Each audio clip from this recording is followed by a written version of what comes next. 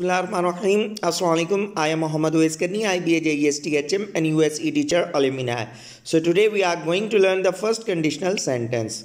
There are three conditional sentences and we are going to learn in our upcoming videos all the conditions one by one. So today we are going to learn first conditional sentence. So let's start the topic. जी जो first sentence conditional है where we can use the first conditional sentence, तो हम जो first conditional sentence है we can use if one things happen then only the other things happen. इसका मतलब क्या है? A situation number A depends on the situation number B. अगर तो सिचुएशन नंबर ए होगी तो बी होगी, अगर ए ही नहीं है तो बी ही नहीं होगी। ठीक है, सिंपल सी बात है कि एक सिचुएशन दूसरी सिचुएशन के ऊपर डिपेंड करती है। If one things happen then the other things will also happen. If the first thing is not happen then the second thing will also not happen। Simple सी बात है, एक काम होगा सिचुएशन एक होगी तो दूसरी सिचुएशन भी होगी। मिसाल के तौर पे जी किस तरह वो बोलते हैं ना, इफ़ यू वर्क हार्ड, अगर आप मेहनत करोगे तो क्या होगा? You will be successful. If you work hard, अगर आप मेहनत करेंगे तो क्या होगा? You will be successful. अब यहाँ पे देखें, अगर आप मेहनत ही नहीं करेंगे तो how you will be successful, तो आप कामयाब किस तरह से होंगे जी?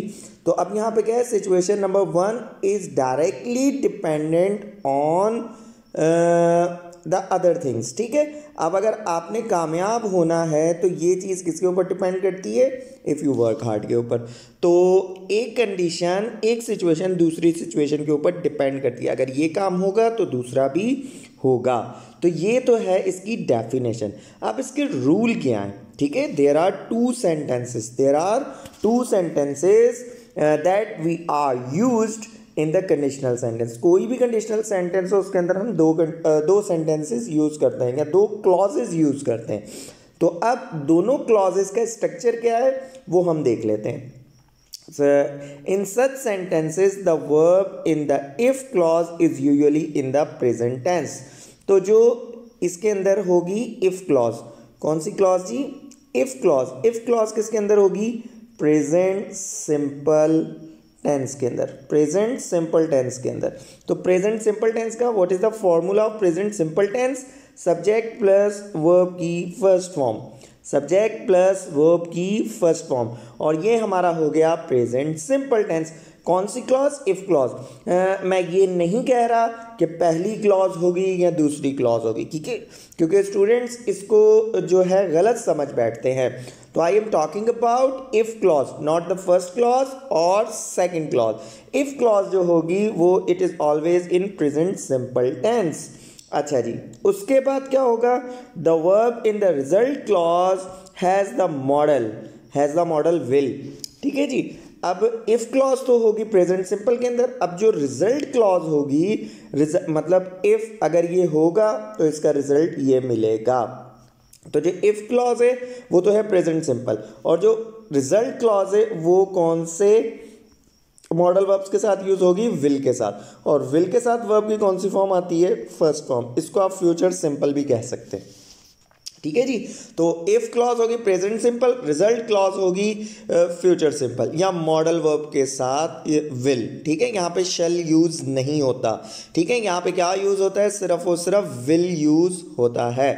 तो ये तो आपको अब दोनों क्लॉजेस के स्ट्रक्चर का भी पता चल गया।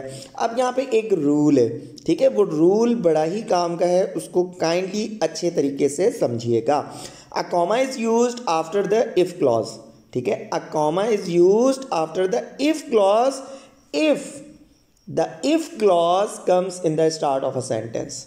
ठीक है, हम इफ क्लॉज के बाद कॉमा देंगे अगर इफ क्लॉज सेंटेंस के स्टार्ट में आती है तो। अगर इफ क्लॉज सेंटेंस के लास्ट में आती है तो जी उस पर कॉमा नहीं आएगा। किस तरह जी? अब हम एग्जाम्पल्स देखते हैं और आप एग्जाम्पल्स में वन बाय वन सारा कुछ समझ आ जाएगा आपको, ठीक है, स्ट्रक्चर भी समझ आ जाएगा, कॉमा भी समझ आ जाएगी। तो नंबर 1 एग्जाम्पल हम देखते हैं।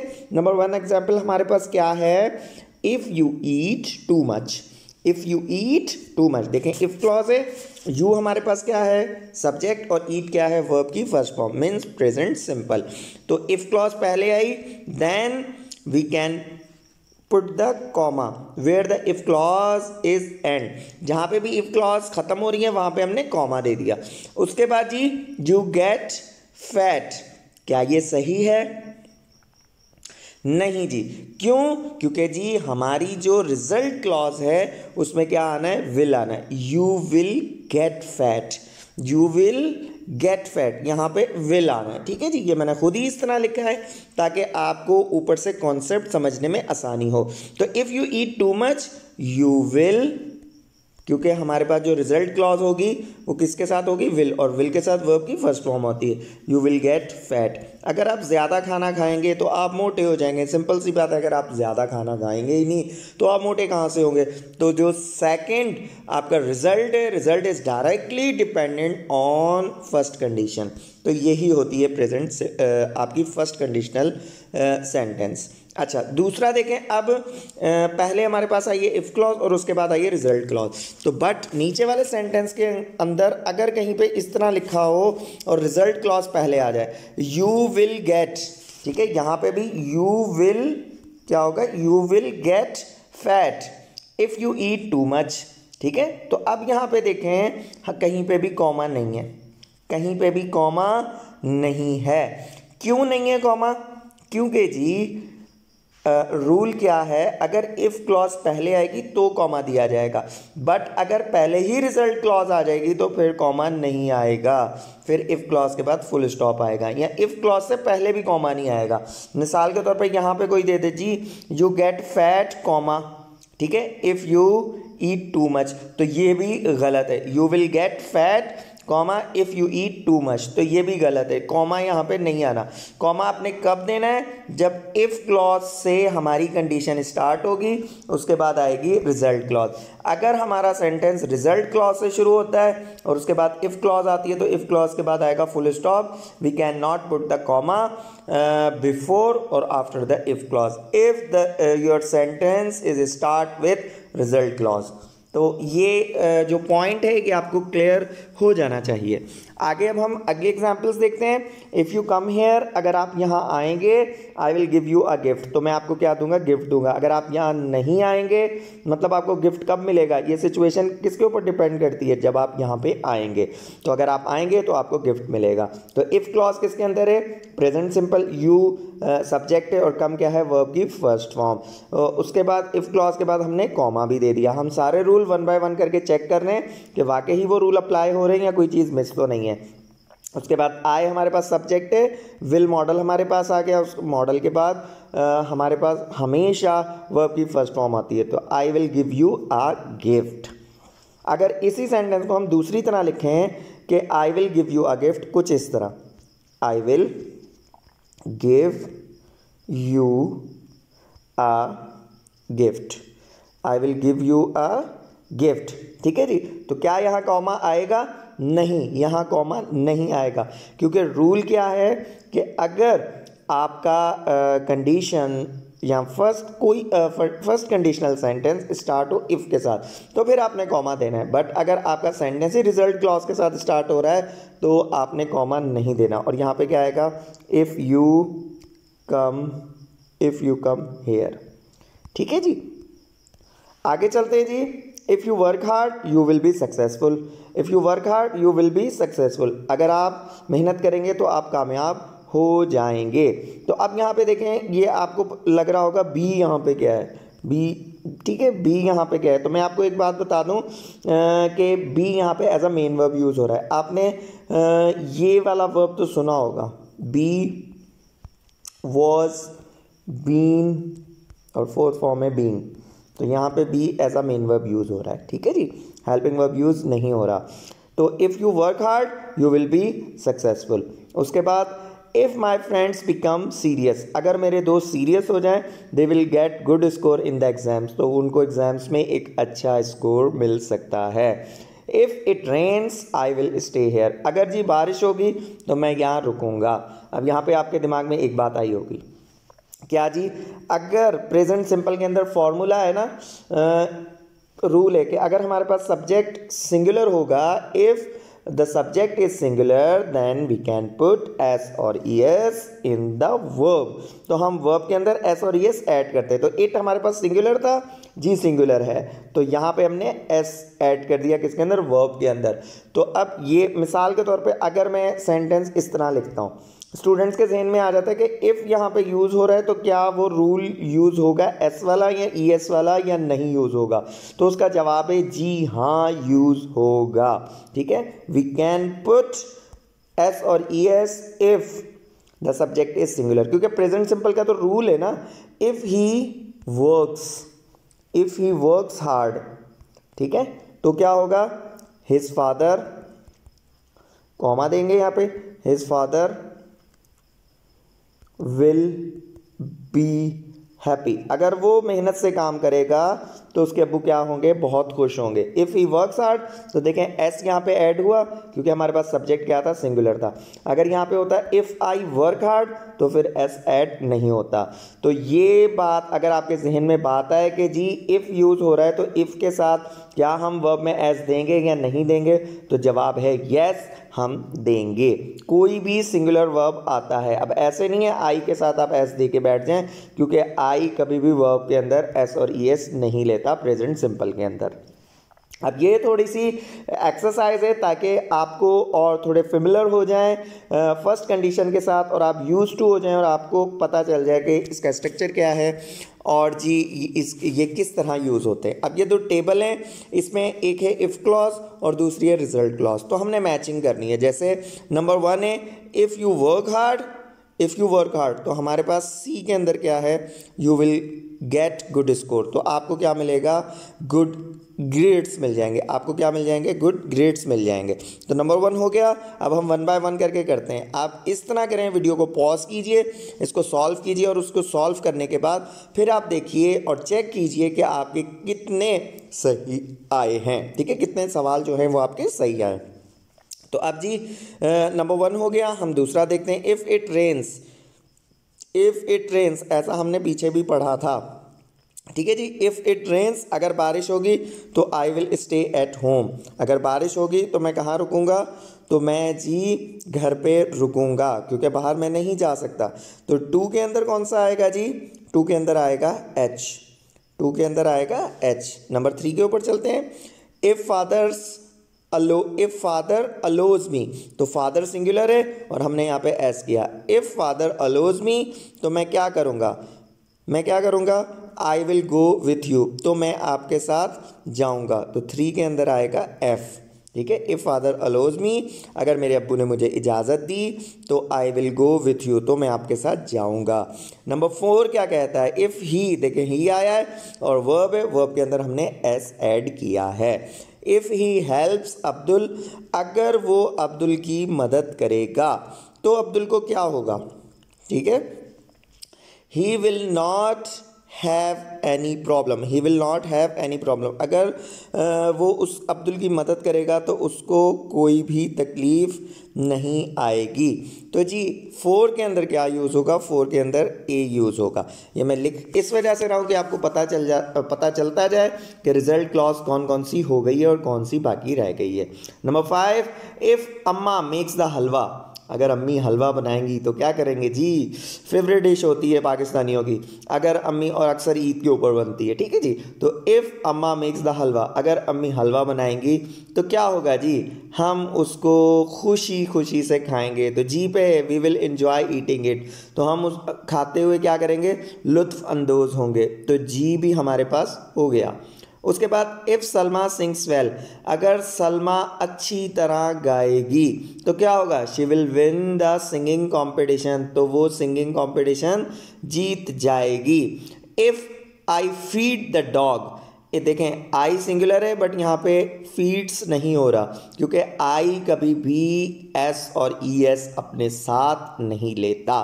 ठीक है जी, if I feed the dog, अगर जी मैं कुत्ते को खिलाऊंगा तो कुत्ता क्या करेगा जी, it will take care of my house, तो वो मेरे घर की देखभाल करेगा।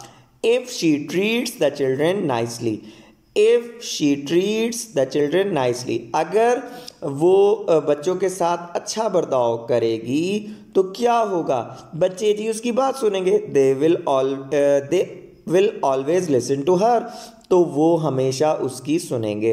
अब मेरा आपसे एक सवाल है, आपने मुझे बताना है कि नाइसली पार्ट्स ऑफ स्पीच में क्या है। ठीक है, मुझे जो है मेरे नंबर के ऊपर बताना है। यह आप लोगों का एक किस्म सा होमवर्क है, ठीक है, ताकि पता चल सके कितने स्टूडेंट्स एक्टिवली वीडियो को देख रहे हैं। ठीक है, इन दोनों व्हाट्सएप नंबर्स के ऊपर आप बता सकते हैं कि नाइसली क्या है, नाउन है, प्रोनाउन है, एडजेक्टिव है या एडवर्ब है, ठीक है, या प्रीपोजिशन है। ठीक है, इन सब में से नाइसली क्या है। आगे चलते हैं जी, आगे भी हमारे पास एक्सरसाइज है। अब ये जो हमारे पास एक्सरसाइज है ये एक किस्म से ये भी एक आपकी टेस्ट है। ठीक है, फर्स्ट कंडीशन के ऊपर है। अब ये सिर्फ ये चेक करना है कि आपको स्ट्रक्चर कितना याद हो चुका है। तो अब यहाँ पे हर जो ऑप्शन है ब्रैकेट है, ब्रैकेट के अंदर दो दो ऑप्शन दिए हुए हैं, कोई एक सही होगा और एक गलत होगा। वीडियो को पॉज कीजिए, वीडियो को पॉज करने के बाद ये 7 जो सेंटेंसेस है इसको सॉल्व कीजिए और उसके बाद वीडियो को प्ले करने के बाद फिर देखिए आपके कितने सवाल सही हुए हैं, जिससे आपको पता चलेगा कि आपका कॉन्सेप्ट कितना क्लियर हो चुका है और how much improvement will require to you that you will get the clear concept of the first conditional sentence। तो जी अब हम देखते हैं if the weather is nice, if the weather is nice, if clause comma आया तो second में क्या आता है, will के साथ verb की फर्स्ट फॉर्म, तो I will spend time outside with my children। अगर जी मौसम अच्छा होगा तो मैं अपने बच्चों के साथ बाहर जो है वो वक्त गुजारूंगा। तो यहाँ पे क्या हो गया जी, विल स्पेंड आ गया। उसके बाद one of their favourite song, one of their favourite things to do is to go to a nearby park. ठीक है, यहाँ पे कोई कंडीशनल सेंटेंस है, गौर कीजिए जी, बिल्कुल यहाँ पे कोई भी कंडीशनल सेंटेंस नहीं है। आगे चलते हैं नंबर 2 के ऊपर। ठीक है, नंबर 2 क्या कहता है, if we ride our bikes to the park, अगर हम अपनी बाइक चलाएंगे कहाँ पे जी, पार्क की तरफ, इट डैश, या हम अपनी जो बाइक है वो पार्क की तरफ जाने के लिए उसको ड्राइव करेंगे, राइड करेंगे, तो हमें कितना वक्त लगेगा, it will take about 10 minutes. क्योंकि जो सेकंड रिजल्ट क्लॉज है, रिजल्ट क्लॉज हमेशा विल के साथ होती है और विल हमेशा अपने साथ वर्ब की फर्स्ट फॉर्म लेता है, तो यहाँ पे क्या आएगा जी, विल टेक आएगा। ठीक है जी, आगे चलते हैं नंबर 3, इफ़ देयर इज और will be a lot of traffic, if there is और will be a lot of traffic, it takes a little longer. तो जी बताएंगे यहाँ पे क्या होने वाला है, कुछ स्ट्रक्चर में आपको आगे पीछे प्रॉब्लम नज़र आ रही होगी। अब आपने इसका स्ट्रक्चर सही करना है। ठीक है जी, अब इसका स्ट्रक्चर किस तरह सही होगा तो देखते हैं। इफ़ के साथ हमेशा हम कौन सा टेंस यूज़ करते हैं, तो इफ़ क्लॉज में हमेशा प्रेजेंट सिंपल टेंस यूज़ होता है। इफ़ क्लॉज में हमेशा कौन सा टेंस यूज़ होता है, प्रेजेंट सिंपल टेंस। तो ये क्या होगा, if there is a lot of traffic, if there is a lot of traffic, it will take a little longer, तो ये होगा राइट। ठीक है जी, यहाँ पे थोड़ा मैंने स्ट्रक्चर आगे पीछे करके लिख दिया है ताकि आपके जहन में चीज़ आए और आप खुद इसको सही कर सकें और आपके दिमाग में वो जो पहले हमने पढ़े थे फर्स्ट कंडीशनल सेंटेंस के स्ट्रक्चर्स वो आपके दिमाग में है और आप जोर दें और आपको पता चल सके। नंबर 4 देखते हैं, Jeffrey likes the climbing wall but if he climb होगा या विल क्लाइंब होगा, तो Jeffrey like the climbings wall but if he, ठीक है, विल क्लाइंब होगा या क्लाइंब होगा too high, I start to get nervous. अब यहाँ पे देखें हुआ क्या है, यहाँ पे जो है 3 सेंटेंस के बीच में फर्स्ट कंडीशनल सेंटेंस यूज हुआ है, तो आप फिलहाल ये पीछे वाले को रहने ही दें क्योंकि इसका इसके साथ कोई लिंक नहीं है। आगे देखें, if he climbs too high, I start to gate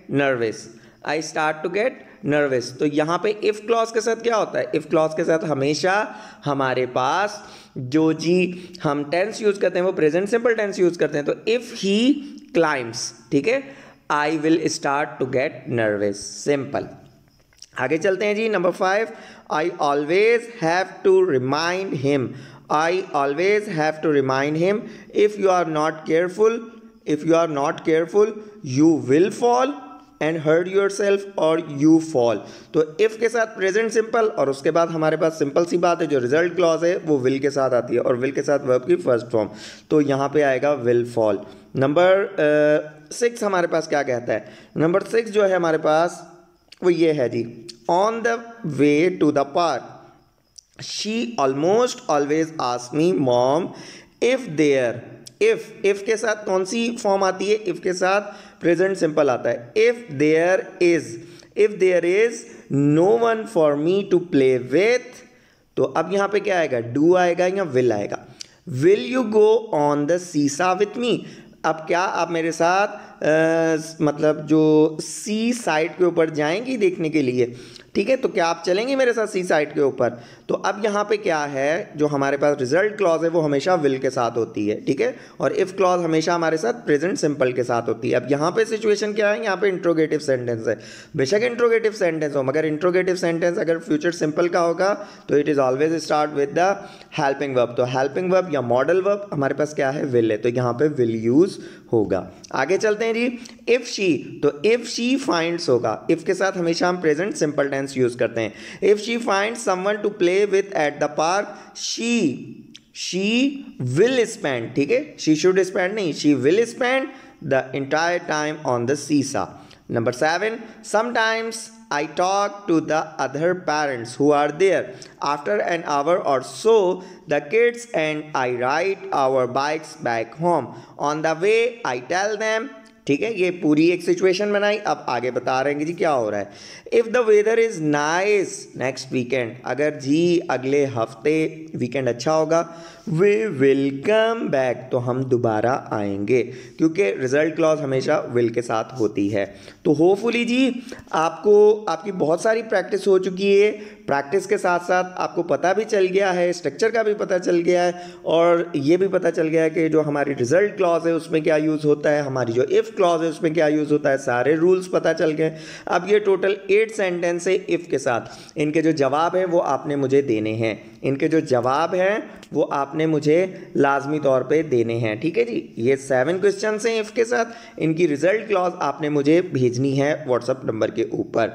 तो in last, if you have any question regarding the first conditional sentence you can ask me, I am always available. इंशाल्लाह ताला in our next video we will cover the second conditional sentence. Till that time अपना ख्याल रखिएगा। खुदा हाफिज़।